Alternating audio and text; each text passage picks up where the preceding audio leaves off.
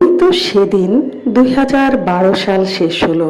মনে হচ্ছে যখন আমরা অ্যাট দ্য টেবিলে বসে আড্ডা দিচ্ছিলাম। আসলে তো সেদিন নয়, 10টা বছর কেটে গেছে আমাদের জীবন থেকে।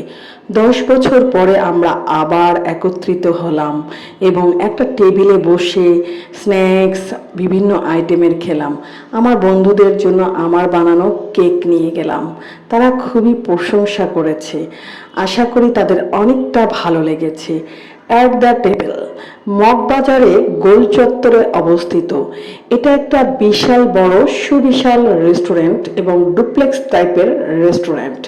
এই রেস্টুরেন্টটা দোতলা পর্যন্ত আছে এবং অনেক বড় পরিসরে আছে। এটা ছোট ছোট কিছু দোকান মিলে গঠিত। একটা দোকান থেকে নয়, প্রত্যেকটা দোকানেরই মালিকানা আলাদা আলাদা। তো আপনারাও এইখানে যে ট্রাই করতে পারেন। যদিও খাবারের মান অনুযায়ী আমার কাছে মনে হয়েছে অত্যাধিক পরিমাণের দাম, তবে জায়গা অনুযায়ী এটার দাম ঠিক আছে, কারণ মগবাজার একটা এক্সপেন্সিভ এরিয়া।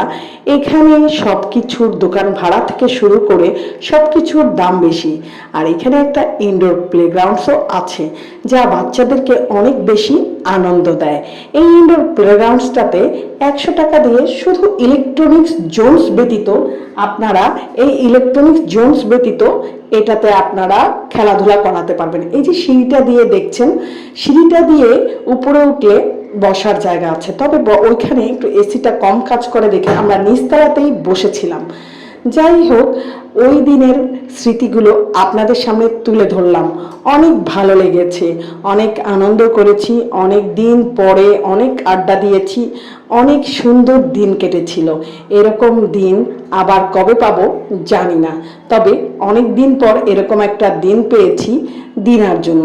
দিনা আমাকে ইনভাইট করেছে এবং বলেছে যে আসো সবাই মিলে আমরা একটা টেবিলে বসি এবং কিছু নাস্তা পানি খাই আর কিছু আড্ডা দিই। যাই হোক, দিনার উদ্যোগে, দিনা কুমিল্লা থেকে এসেছে, যেহেতু দিনা ব্যাংকে চাকরি করে, ওর সময় হয় না। আসলে আমাদের বন্ধুরা সবাই ভালো ভালো জায়গায় আছে, একমাত্র আমি গৃহিণী আর এখন কেকের কাজ করছি।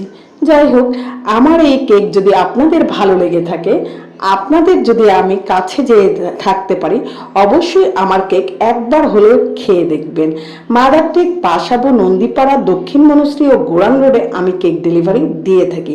যথাযথ চেষ্টা করি আপনাদের পছন্দসই কেক বানানোর জন্য। আপনারা যদি আমার পাশে থাকেন, আমি নতুন নতুন সুন্দর সুন্দর কেক বানাতে পারবো ইনশাল্লাহ। এই তো বন্ধুরা আড্ডা দিচ্ছিল, গল্প করছিল, আমার ছেলেমেয়েরা খুব বিরক্ত হচ্ছিল। ভালো থাকবে।